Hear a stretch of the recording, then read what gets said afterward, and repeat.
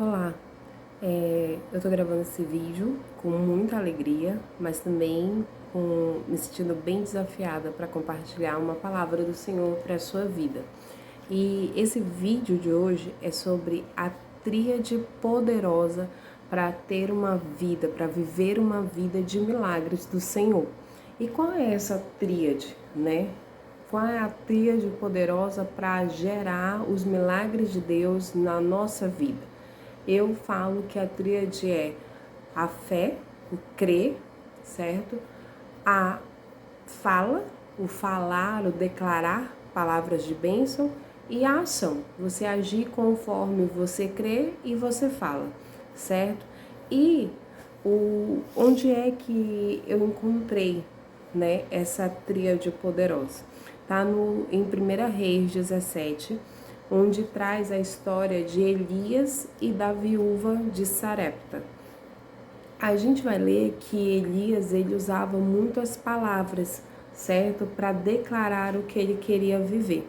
Então já começa nesse capítulo 17 dizendo que Elias, ele declarou que não choveria sobre a terra de Israel até que ele declarasse que pudesse chover novamente.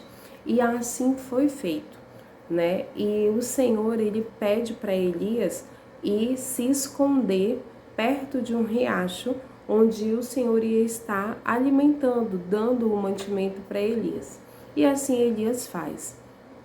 E quando Elias vai para esse riacho, o que acontece? Com o passar do tempo, o riacho seca por falta de chuva. Tá.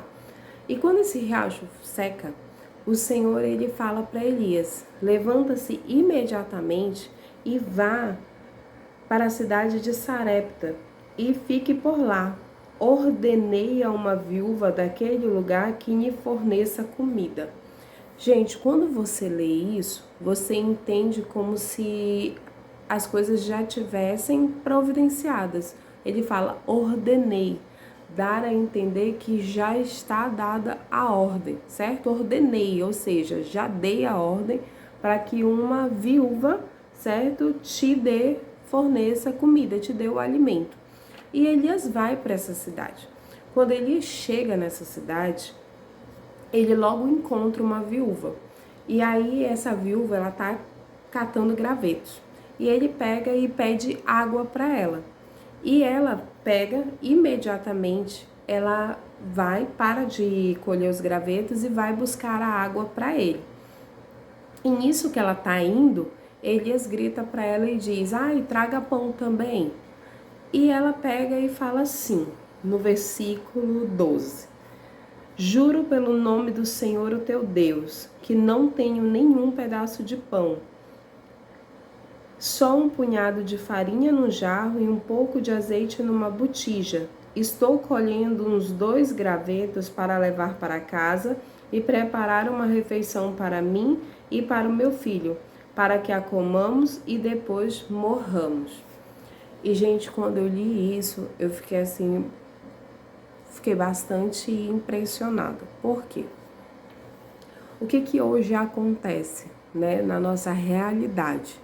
Eu, como terapeuta de relacionamentos, eu atendo pessoas que me procuram pedindo ajuda para o seu casamento, principalmente.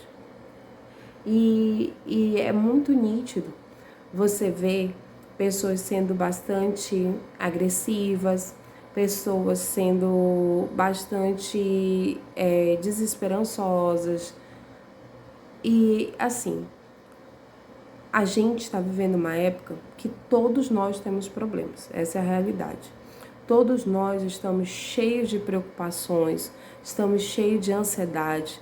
Temos vivido uma época de pessoas desde a juventude muito ansiosas, né? Preocupadas com o dia de amanhã, com o dia de hoje mesmo, pelas situações que estão vivendo. E aí o que acontece? Quando você está muito preocupado, quando você está muito ansioso por uma coisa que realmente você está vivendo, não é mentira não é ilusão da cabeça, é real. Você não consegue olhar para a necessidade, para a demanda do outro. Essa é a realidade. porque você está muito olhando para a sua. E a atitude dessa viúva aqui, ela é de um ensinamento assim profundo para mim. Por quê? E eu espero que seja para você. Porque ela estava colhendo graveto, gente, já pensando em preparar uma comida, pensando assim, agora a gente vai comer isso e não tem mais esperança, a gente vai morrer, porque não tem de onde suprir, entendeu? Não tem como providenciar comida. Gente, você imagina você estar nessa situação, às vezes por muito menos, a gente em casa, tendo que comer, tá reclamando, tá brigando, tá estressado, tá angustiado, entendeu? E ela não tinha da onde acreditar que viria provisão para ela, certo? Então ela estava desesperançada, era essa a situação. E quando um homem qualquer, nem é da família, nem é conhecido dela não, chega pedindo água, ela na mesma hora para de colher o graveto e vai atrás de dar água para essa pessoa, entendeu? Você imagina isso? Muitas vezes a gente não consegue nem ser gentil com as pessoas da nossa família, da nossa casa, que estão passando pela mesma luta que a gente, que dirá fazer isso por um estranho. Mas ela faz, o coração dela era um coração bondoso, era um coração de servo, era um coração que não estava só nela, entendeu? Então a gente aprende muito com isso, sabe? Porque ela abriu mão dali, daquele momento do que ela estava vivendo, ela tirou o foco do problema dela e foi ajudar o outro. E quando ele pede o pão, ela ali reconhecia a necessidade dela, ela reconhecia a realidade dela, a situação que ela estava vivendo. Então ela fala logo para ele, olha, eu não tenho como, eu juro para você, eu juro por Deus que eu não tenho como te ajudar, eu não tenho como te dar esse pão. Tipo, se eu tivesse, eu daria, entendeu? Eu achei tremendo, porque Elias fala para ela, e é interessante, só voltando, porque você lembra a ordem do Senhor? Você lembra a palavra do Senhor para Elias? Foi: ordenei a uma viúva que te dê alimento. Sendo que, como? Se ela nem tinha para ela, se ela nem tinha para casa dela, que ordem era essa? Entendeu? Mas o Senhor, ele deu a ordem. E aí Elias pega e diz para ela: não tenha medo, vá para casa e faça o que disse. Mas primeiro faça um pequeno bolo com o que você tem e traga para mim, e depois faça algo para você e para o seu filho. Pois assim diz o Senhor, o Deus de Israel: a farinha na vasilha não se acabará e o azeite na botija não se secará até o dia em que o Senhor fizer chover sobre a terra.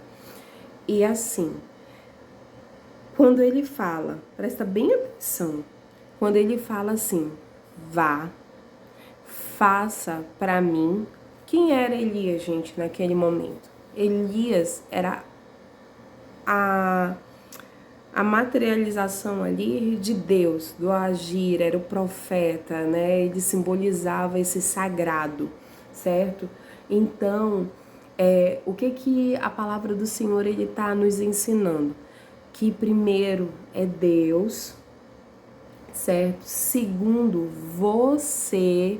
Terceiro, o filho, o pai, a mãe, o esposo, o cônjuge, depois o outro. Eu sempre falo que o relacionamento ele é feito justamente de três. É Deus, relacionamento com Deus, o relacionamento com a gente mesmo e o relacionamento com o outro. Esse outro pode ser qualquer outro, certo?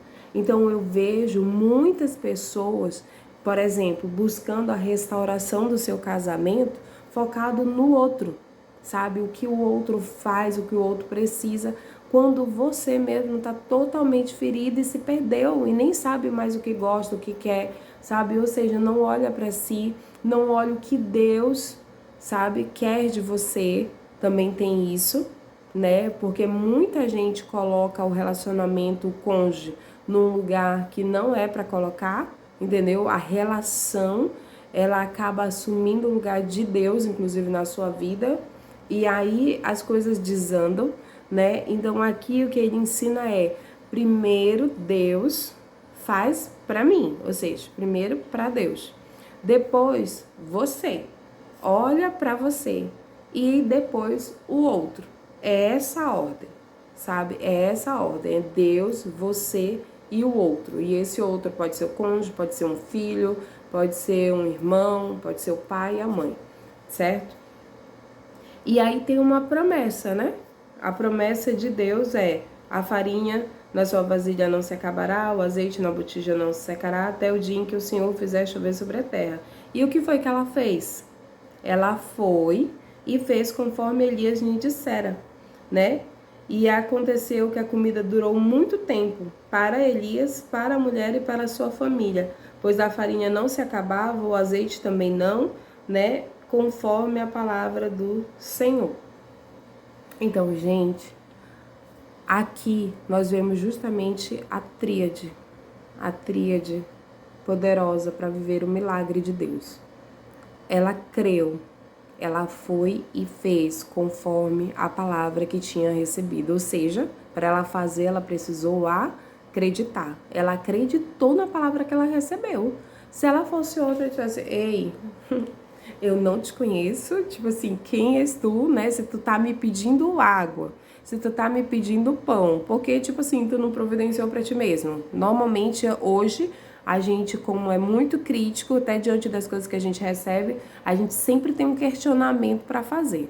Então, ela poderia muito bem questionar isso, mas ela não questionou, ela acreditou, certo? Ela acreditou na promessa de Deus ali. Ela acreditou numa palavra. Elias, ele declarou uma palavra. Desde o início a gente vê que Elias declarou que não ia chover e não choveu.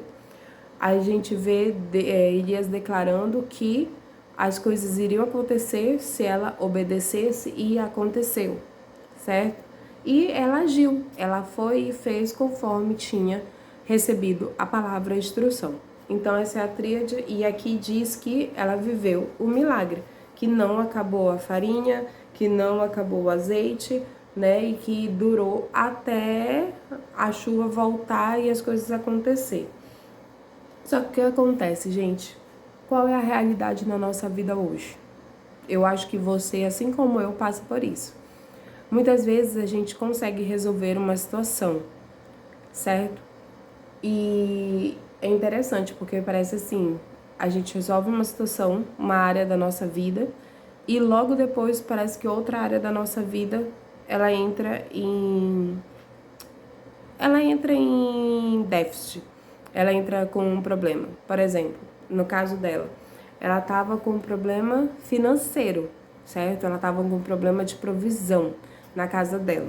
E ela conseguiu, mediante a ajuda do Senhor, através de um profeta, resolver essa situação. Só que logo depois disso, a Bíblia vai dizer que o filho dessa mulher adoeceu. E ele foi na doença ficando mais grave, e ele morreu. Ou seja, gente, a provisão foi suprida, ela não tinha mais falta de alimento, estava bem, estava feliz, finalmente respirando, e aí o filho adoece. E o filho não só adoece, como ele vai piorando e morre. Gente, a única família que essa mulher tinha era o filho. O marido já tinha morrido, que ela era viúva, certo? E era ela e o filho. Tanto é que logo no início, quando ela encontra o profeta Elias, o que ela diz? Que ela vai fazer um pão, né, para ela, um alimento para ela e para o filho. Ou seja, era essa a família dela, era ela e o filho. E esse filho, a única família, morre. E, gente, imagina no desespero, eu imagino, lógico, né? E no desespero ela chega pro profeta e a Bíblia vai falar que ela reclama.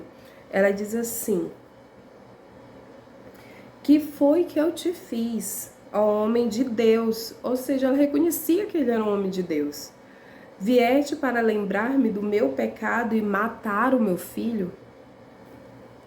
E, gente, ela ia fazer uma comida e ia esperar a morte dela e do filho. E Elias vem com uma palavra e consegue suprir. E agora, mediante a dor, eu sei, né, que quando a gente tá na dor, a gente fala muita besteira. quando a gente está preocupado, quando a gente está ansioso, quando a gente está sofrendo, a nossa tendência é falar coisas ruins, é reclamar, é murmurar, né? É falar palavras que não condiz com aquilo que a gente quer viver. E aqui a Bíblia fala que ela chega reclamando e falando essas coisas, como se Elias tivesse ido ali para matar o filho, sabe? Para relembrar ela do pecado e matar o filho dela. E a gente sabe em nenhum momento que foi isso, entendeu?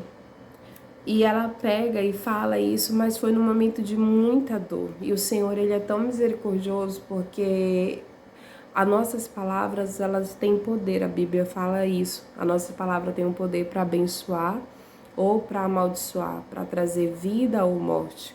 E a palavra daquela mulher, lógico, não foi uma palavra de bênção, foi uma palavra de reclamação, foi uma palavra de dor. O Senhor, ele sabia, o Senhor, ele conhece o coração daquela mulher. E Elias também, né? E às vezes, sabe, gente, aqui eu faço em breve uma parada para lembrar vocês que uma coisa que muitas vezes a gente tropeça e a gente precisa ter até inteligência emocional e eu posso dizer inteligência espiritual para entender o que é do outro e o que é nosso. Aqui Elias, ele não vem justificar, aqui Elias não rebate o que fez, não joga na cara dela o que fez, o que providenciou, sabe? Tu não vê a atitude de Elias sendo assim, porque Elias entendia, Elias entendeu que a acusação dela não era sobre ele, era a dor dela sendo manifestada, sabe? Sendo dita ali. Então, muitas vezes a gente tá num relacionamento e quando vem um momento de conflito, o conflito normalmente se dá em relação a isso. São duas pessoas que estão preocupadas, estão ansiosas, não estão bem, essa é a realidade, seja por qual motivo for, e aí a tendência não é você resolver com você mesmo, você acaba não tendo paciência e ir falando pro outro, e julgando, e criticando, e reclamando, sabe?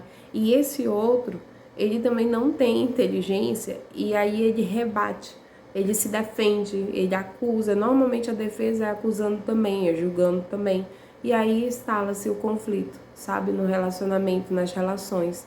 Quando na verdade, se um tivesse pelo menos inteligência, apenas um tivesse inteligência emocional e espiritual para entender que isso é do outro, é algo que ele está revelando dele e não de si, as coisas seriam muito mais tranquilas, digamos assim, sabe?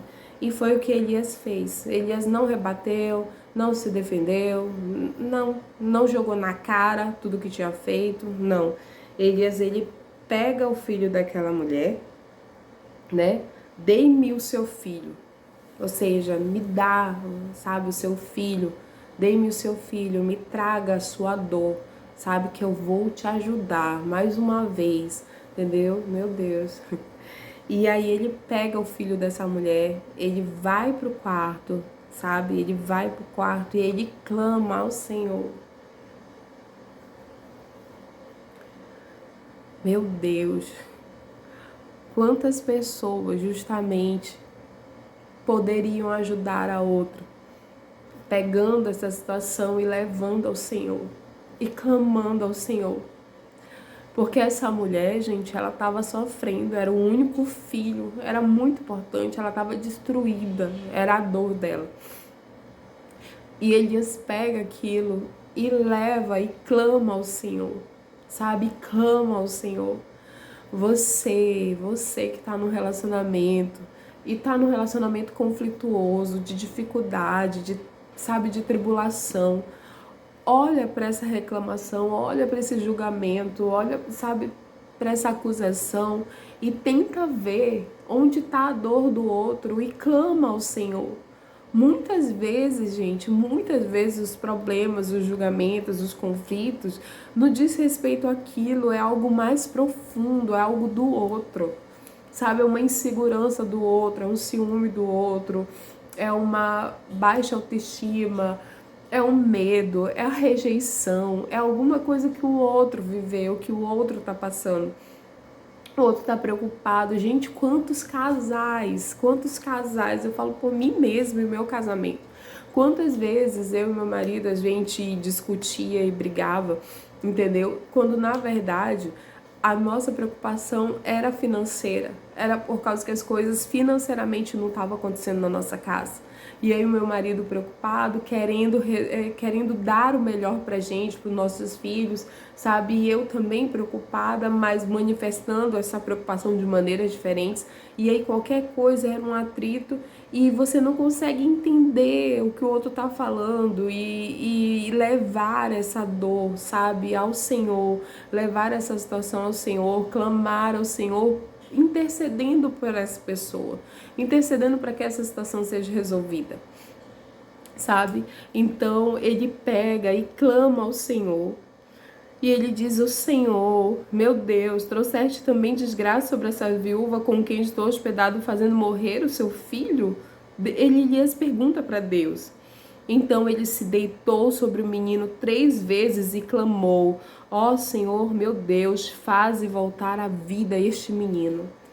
3 vezes Elias clama ao Senhor e se deita e pede e fala: ó Senhor, meu Deus, faze voltar à vida este menino. Aqui, gente, aqui tá dizendo de persistência. Aqui tá dizendo de ação, palavra também diante daquilo que você quer viver. Não dá para você buscar terapia, buscar ajuda, mas continuar falando coisas ruins sobre o teu relacionamento. Não dá. Não dá para você buscar financeiramente melhorar e continuar reclamando o tempo todo do que falta. Aqui não é tempo de falar o que falta, aqui é tempo de falar o que se quer viver, o que está buscando, o que se está clamando a Deus. Sabe, aqui ele diz: ó Senhor, meu Deus, faze voltar à vida este menino. Ele não está dizendo aqui: ó Senhor, esse menino está morto. Olha, Deus, ele está morto, ele está morto. Ele poderia falar isso, mas não era, ele não queria, Deus sabe, ele não queria declarar o que estava acontecendo. Ele estava declarando o que ele queria que acontecesse. Entende? Ele estava declarando o que ele queria que acontecesse. Ou seja, ele queria que o menino vivesse novamente. Sabe? E o Senhor ouviu o clamor de Elias e a vida voltou ao menino. E ele viveu. E ele entrega o menino à sua mãe, né? E diz: veja, o seu filho está vivo. Quantas pessoas não estão precisando justamente que outro da sua própria casa, da sua própria família, que coma da sua comida, que viva com você diariamente na sua rotina, que as pessoas se levantem para clamar juntas por aquilo que precisam viver e as coisas acontecerem. Então a mulher disse a Elias: agora sei que tu és um homem de Deus e que a palavra do Senhor vindo da tua boca é a verdade. Gente, agora eu sei. E o que ela tinha vivido? Ela tinha esquecido, sabe? Ela tinha esquecido. E eu quero dizer para você também que você possa trazer à memória aquilo que te dá esperança. Eu tenho certeza que o Senhor, ele já fez muitas coisas pela sua vida e que estão adormecidas e que estão esquecidas, mas que você pode trazer à memória hoje que tudo que o Senhor falou é verdade, que o Senhor, ele vai cumprir na sua vida. E eu quero finalizar esse vídeo com algo que o Senhor ministrou muito no meu coração nessa manhã. Eu li essa passagem, gente, eu li ela várias vezes e eu questionei o Senhor e disse assim: Senhor, amém, é um milagre, é uma palavra linda.